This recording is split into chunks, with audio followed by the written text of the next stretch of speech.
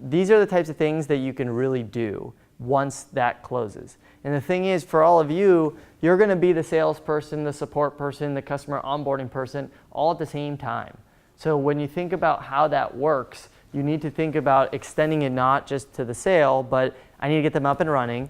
And then what you want to do is you want to make your life easier. So the thing that you can do, that you want to do, is automate a lot. So you need to be able to understand what parts of your product need to be used for it to be useful. And if it's not, your product should be alerting you to reach out to that customer proactively. You shouldn't be waiting around to them to complain. It should be one of those things where, I mean, let's think about it. Has anyone had a product that you've used that you've had an issue with? Yeah? Okay. All right. Well, someone give me an example. My web hosting company. Okay. And what happened? I ditched them. I moved to another company because it wasn't responding to my tech request. Okay. And what was the tech request? It was a downtime for 2 hours. Downtime for 2 hours. Great. So if someone had downtime for any of your products, this is a good example of something you could build potentially. You'd want to be able to, one, you'll know it because you're probably going to be scrambling to fix it. But two, you should be proactively thinking about what is our comm strategy. And this can happen before it's down. But everyone is going to have a down point at some point. No matter how good your product is, something's going to happen regardless. It just always does. It might, hopefully it takes a long time, and Bala is way better talking to this part of it than I can. But having a strategy to the customers is critical, and having it done beforehand. And it doesn't take long. It could literally be an hour meeting. Okay, let's talk about if this goes down, what we're going to do. And it could even be automatic if you can build triggers that if something goes down, you automatically email the users and say, hey, we're down, we're on it. If you need anything, call us at this number. Would you have stayed if you had at least known that they were working on it? And yes, they were, okay. Definitely.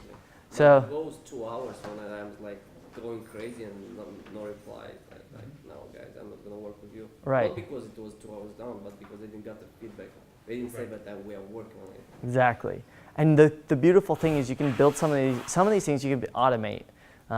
So I'll give you another quick example that you might be able to do. In your products, there's certain things that people could use that are very valuable. Ideally, over time, once you see usage, you'll be able to come up with a score of some kind to say this person is a 10 out of 10 or a 1 out of 10 or whatever you want in terms of how they use the product. What you can do, though, is if there's certain things that you really want them to do, build a trigger to notify you that if someone goes below a certain amount of usage of a certain part of the product, and a very easy start is login. If people aren't logging in, you're probably going to lose that customer. If login drops below a certain percentage, then you should probably get notified and do a hands-on approach. So to your point, as you get more and more customers, it gets harder, but you can create processes that will automatically notify you when to engage at scale. Does that make sense? Yes. Okay. Do you have I mean, we talked a little bit about sales. We talked a little bit about marketing before that. Now we talk, yeah, go ahead.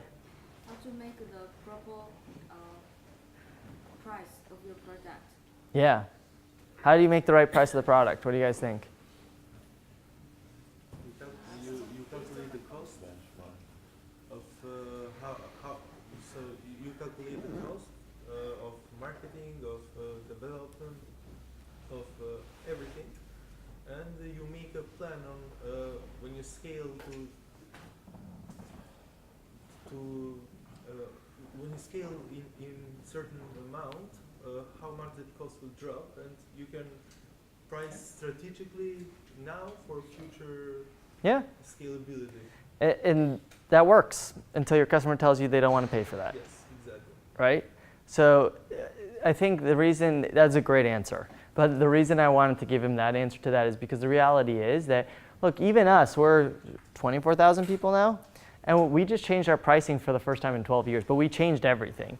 And what's even more complicated is you're pushing releases every week, every 2 weeks. You're putting in new features that should theoretically be more valuable. The problem is there's things that are going to be of value, and then there's things of, I will pay more for that. Good example is, everyone here will pay more to have a car requested from your phone, drive you somewhere, than they would for waiting on the street in the rain right now for a taxi. Am I right? Okay. So like this is just what will people pay more for is part of that. So some of it you there's the academic approach, and then there's this process that's going to teach you how to evolve that. The academic approach is critical because, and I'll get you in a second, is critical because if you don't do that, you might have a very lopsided situation where you're paying way too much to acquire a customer, and unless you have a bunch of VC funding or backing, you're basically going to have such an unmanageable burn that unless your growth rate is through the roof, you're going to have a situation where your company is not going to be valued much, and you're going to eventually run out of money, and then you're going to have to go get more funding, and then when that happens, you're going to lose the control of your company.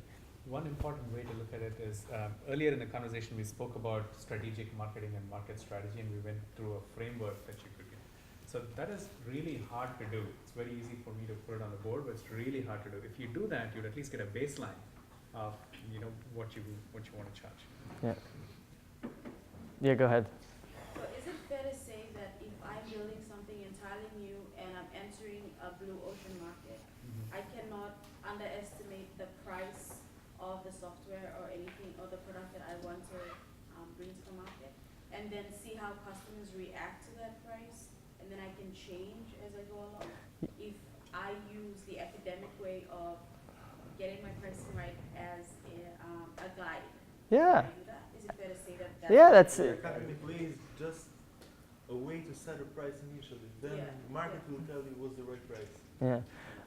A good example is a company we acquired called Relate IQ. They were pricing their product extremely high.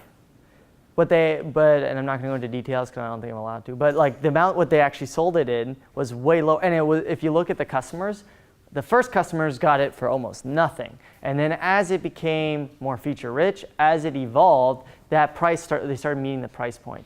You don't have to get it right. What I will say is it's always better to eye on the side of more expensive than cheaper, unless your goal is to unless your strategy, to Bala's point, if you're saying like my brand, my thought is that we're going to be the cheapest on the market. So that's how we're going to win the market.